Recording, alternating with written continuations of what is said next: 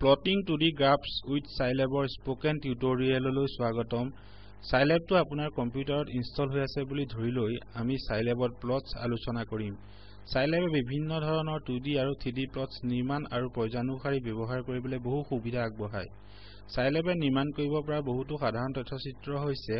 XY plots, contour plots, 3D plots, histograms, bar chart ইত্যাদি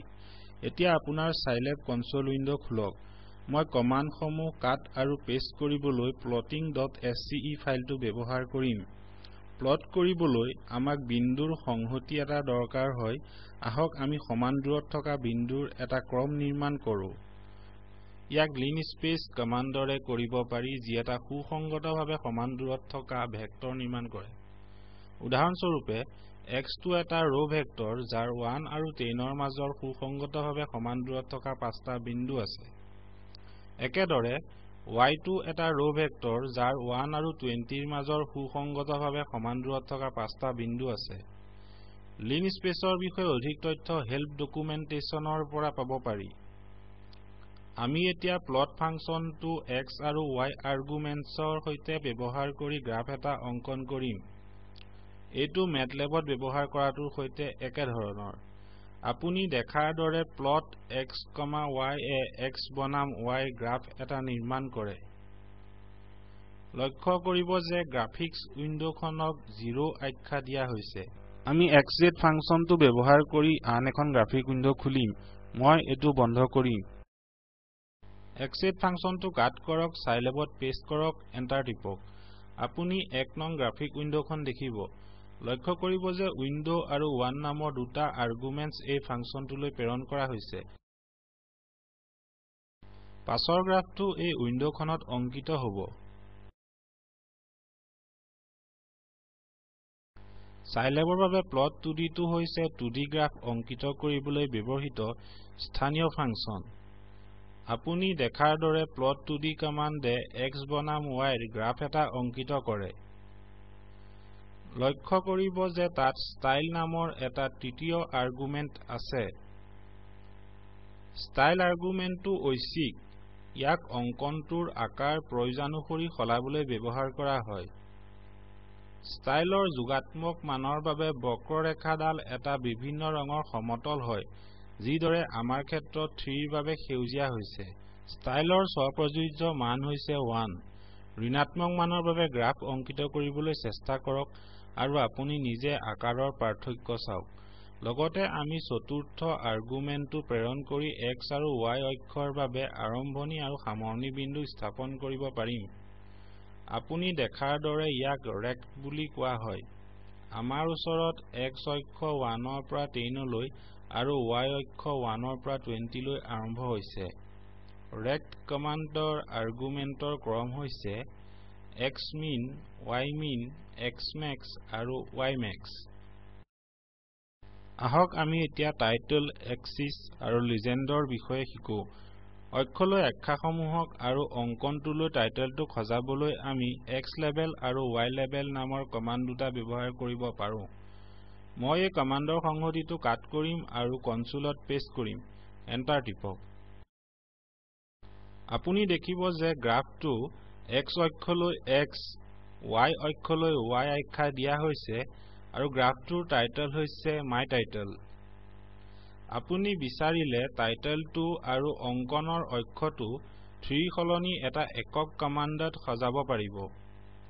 এই উদ্দেশ্যে আমি তিনিওটা আৰ্গুমেন্টছৰ সৈতে xtitle কমান্ডটো ব্যৱহাৰ কৰিম মই এই কমান্ডটো কাট কৰিম আৰু Scilabত পেস্ট কৰিম এন্টাৰ টিপক এতিয়া আপুনি দেখিছে যে x অক্ষৰ আখ্যাটো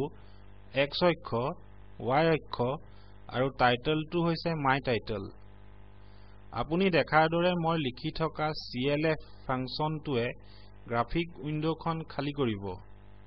একেখন গ্ৰাফিক উইন্ডোতে বিভিন্ন গ্ৰাফ অঙ্কিত কৰোতে এটো ব্যৱহাৰযোগ্য হয় মই এই উইন্ডোখন বন্ধ কৰিম মাজে সময়ে আমি একে অঙ্কনতে ডাটাৰ দুটা সংহতিক তুলনা কৰিব লাগে যিটো হৈছে x ডাটাৰ এটা সংহতি আৰু y ডাটাৰ দুটা সংহতি আহক আমি ইয়াৰ এটা উদাহৰণ চাও মই তললৈ যাম আমি linspace কমান্ড ব্যৱহাৰ কৰি x অক্ষৰ বিন্দুসমূহ এটা ৰ ভেক্টৰ xত সূচিত কৰিম আহক আমি ফাংচন এটা সূচিত কৰো y1 x ৰ বৰ্গ প্লট x বনাম y1 আন এটা ফাংচন সূচিত কৰক y2 2x ৰ বৰ্গ প্লট x বনাম y2 আমি লগতে আমাৰ গ্ৰাফটোক আখ্যা আৰু টাইটেল দিম লক্ষ্য কৰিব যে আমি বক্ৰৰেখাডালৰ আকৃতি সলনি কৰিবলৈ অতিৰিক্তভাৱে 0 আৰু + কমান্ড দুটা প্লট ফাংচনটোলৈ প্ৰেৰণ কৰিছো এই আৰ্গুমেন্টছসমূহ plot2d ফাংচনৰ অংশ নহয় হিহত মাত্ৰ প্লট ফাংচনটোৰ সৈতেহে ব্যৱহাৰ হয়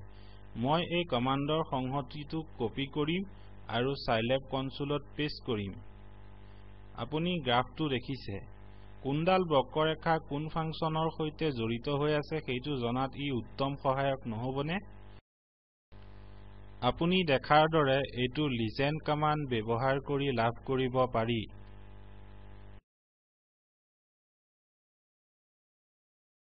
0 বক্ৰৰেখাডালে y1 x ৰ বৰ্গ ফাংচনটো আৰু + বক্ৰৰেখাডালে y2 2x ৰ বৰ্গ ফাংচনটো প্ৰকাশ কৰে মই এই গ্ৰাফিক উইন্ডোখন বন্ধ কৰিম আমি এতিয়া plot2d ডেমোজ আৰু সাবপ্লট ফাংচনৰ বিষয়ে আলোচনা কৰিম Scilab ইয়াৰ সকলো মুখ্য ফাংচনৰ বাবে ডেমোজ প্ৰদান কৰে plot2d ৰ ডেমোজ ডেমনষ্ট্ৰেচন টেবৰ দ্বাৰা চাব পাৰি গ্ৰাফিক্সত টিপক 2d 3d plotsত টিপক আৰু প্ৰদান কৰা বিভিন্ন ডেমোজৰ মাজৰ পৰা এটা ডেমো নিৰ্বাচন কৰক মই plot2d টিপিম আপুনি ডেমো গ্ৰাফটো দেখিব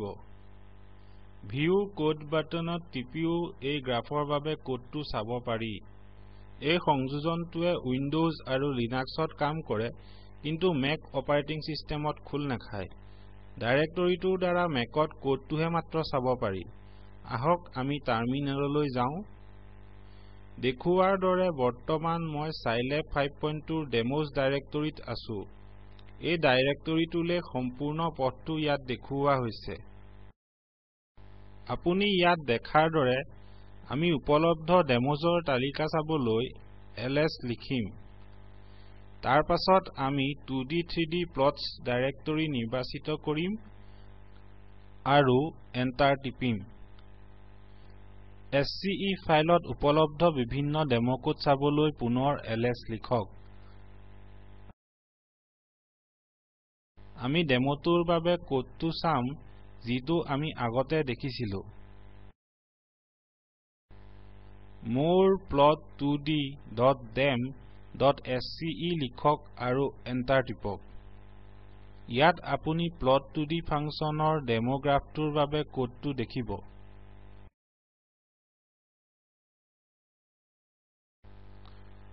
মই টাৰ্মিনেলটো বন্ধ কৰিম মই ডেমো গ্ৰাফটো আৰু ডেমো উইন্ডোখন বন্ধ কৰিম একেদৰে আপুনি অন্য ডেমোজৰ দ্বাৰা যাব পাৰিব আৰু Scilab খুলিব পাৰিব আহক এতিয়া আমি সাবপ্লট ফাংচনৰ বিষয়ে আলোচনা কৰো সাবপ্লট ফাংচনটোৱে গ্ৰাফিক উইন্ডোখনক এটা সাব উইন্ডোজৰ মেট্ৰিক্সলৈ বিভক্ত কৰে এই ফাংচনটো ব্যাখ্যা কৰিবলৈ আমি Scilabত 2D গ্ৰাফ অঙ্কিতকৰণৰ বাবে ডেমোজ ব্যৱহাৰ কৰিম উদাহৰণস্বৰূপে আপোনাৰ কনসোলত plot2d লিখক আৰু এই ফাংচনটোৰ বাবে ডেমো প্লটটো চাওক মই এই উইন্ডোখন বন্ধ কৰিম সাবপ্লট কমান্ডটোৱে গ্ৰাফিক্স উইন্ডোখনক এটা সাব উইন্ডোজৰ 2x2 মেট্ৰিক্সলৈ বিভক্ত কৰে যাক সাবপ্লট কমান্ডটোত থকা প্ৰথম দুটা আৰ্গুমেন্টছৰে প্ৰকাশিত হয় তৃতীয় আৰ্গুমেন্টটোৱে বৰ্তমান উইন্ডোখনক সূচিত কৰে য'ত প্লটটো অঙ্কিত হ'ব মই এই সম্পূৰ্ণ কমান্ডসমূহৰ সংহতিটোক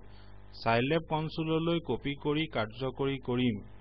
আপুনি এটা একক প্লট উইন্ডোত 4টা প্লট দেখিব লাভ কৰা প্লটটো আপোনাৰ কম্পিউটাৰত এখন চিত্ৰ হিচাপে সংৰক্ষণ কৰিব পাৰি গ্ৰাফিক উইন্ডোত টিপক ফাইল মেনুলৈ যাওক এক্সপোৰ্ট টু নিৰ্বাচন কৰক আপোনাৰ প্লটটোক এটা উপযুক্ত নাম দিয়ক আপোনাৰ ফাইলটো সংৰক্ষণ কৰিবলৈ এটা গন্তব্য ফোল্ডাৰ নিৰ্বাচিত কৰক আপোনাৰ চিত্ৰখন যি ফাইল ফৰমেটত উদ্ভৱ হোৱাটো বিচাৰে তাক নিৰ্বাচিত কৰক মই JPEG ফৰমেট নিৰ্বাচিত কৰিম আৰু সেভ টিপিম চিত্ৰখন খুলিবলৈ ডাইৰেক্টৰীটোৰ দ্বাৰা ব্ৰাউজ কৰক আৰু নিজে নিশ্চিত কৰক যে ই সংৰক্ষিত হ'ল নে নাই ইয়াৰ দ্বাৰা আমি এই প্লটিং ইন Scilab স্পোকেন টিউটৰিয়েলটোৰ শেষ পালোহি Scilabত আৰু বহুতো আন ফাংচন আছে যাক আন স্পোকেন টিউটৰিয়েলত সামৰা হ'ব Scilabৰ সংযোজনসমূহ চাই থাকিব স্পোকেন টিউটৰিয়েলসমূহ টক টু এ টিচাৰ প্ৰকল্পৰ অংশ হয় ICTৰ জৰিয়তে নেশ্যনেল মিছন অন এডুকেশ্যনে সহায় কৰিছে ইয়াৰ বিষয়ে অধিক তথ্য তলত দেখুওৱা সংযোজনত দেখা পাব আমাক সংযোগ কৰাৰ বাবে ধন্যবাদ শুভ বিদায়